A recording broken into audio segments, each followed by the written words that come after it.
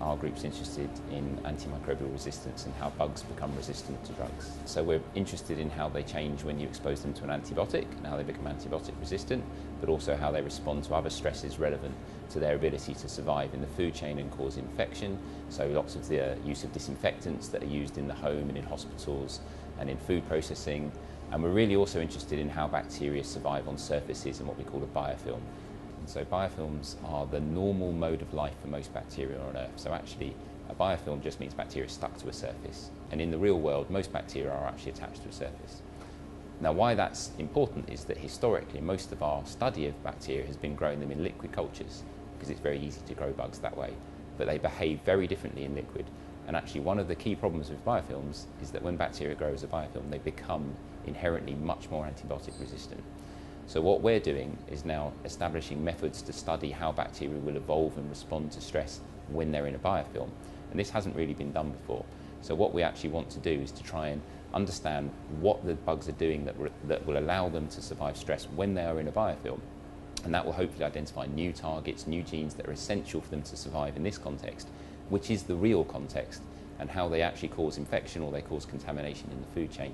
And that will hopefully give us new ways to try and prevent this from happening and be able to treat and prevent infection in biofilms or by biofilms, which are actually 80% of infections of people have a biofilm component.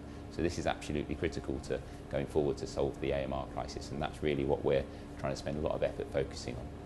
We will either look at bacteria that we get from the real world, so isolates that have come from infected people, infected animals, contaminated food, and we try and understand how those bugs are able to survive in an environment where we don't want them to be. And then we also complement that with laboratory experiments. So we take some of these isolates and we then put them in stresses in the lab that we can control very well, and then we can see how they change. And so if we understand how they change and the genes that are changing under stress, we can understand how the bacteria are surviving in these particular environments. And we aim to try and use that information to develop new ways to stop them being able to survive where we don't want them to be able to prevent infection and to treat infection.